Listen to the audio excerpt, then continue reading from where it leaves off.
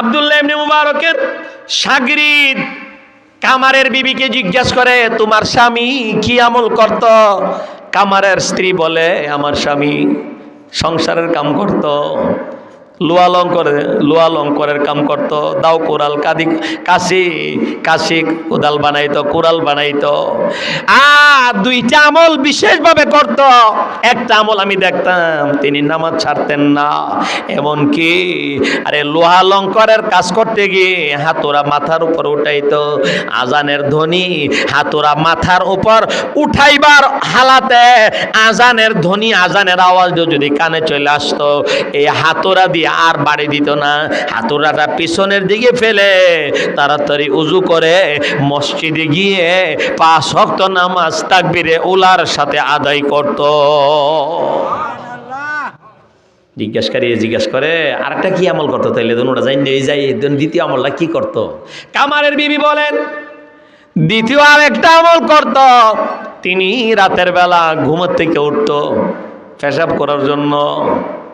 পেশাব করতে বাইরে যাইতো, বাইরে যায়া আবার তিনি এসে ঘুমায়া থাকতো।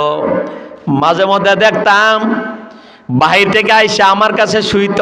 বিবি বলেন, আমার কাছে শুইত। আমি মাঝে মধ্যে দেখতাম আমার স্বামী আর ঘুমাই না, কানতে আছে জরজরায় বেগ কানতে আছে।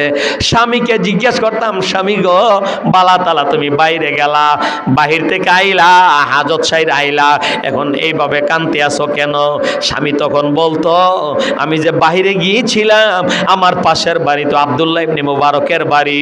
আব্দুল্লাহ ইবনে মুবারকের ঘরের ছাদের দিকে তাকায়া দেখি আব্দুল্লাহ ইবনে মুবারক লম্বা সময় ধরে দাঁড়ায়া নামাজও পড়তে আসে। স্ত্রী জিজ্ঞেস করে, এতে তোমার কান্নার কি আছে? কান্দ কেন? কামারের বিবি বলে, আমি যদি কামারের কাম না থাকতো, দিনের বেলা এত কষ্টের কাম না থাকতো, তাহলে তো আমি রাতের বেলা আব্দুল্লাহ ইবনে মুবারকের মতো রাতের আঁধারে ঘরের ছাদে দাঁড়িয়ে আল্লাহকে ডাকতে পারতাম, তাহাজ্জুদ লম্বা সময় তাহাজ্জুদ পড়তে পারতাম। আমার দিনের কাম কাজের কারণে শরীর ক্লান্ত থাকে, আব্দুল্লাহ ইবনে মুবারকের মতো এত লম্বা সময় আমি তাহাজ্জুদ পড়তে পারি না, আল্লাহকে ডাকতে পারি না, আল্লাহকে বেশি শেষ রাত্রে সেজদা করতে পারি না, এই জন্য আমি কাঁদতে আছি।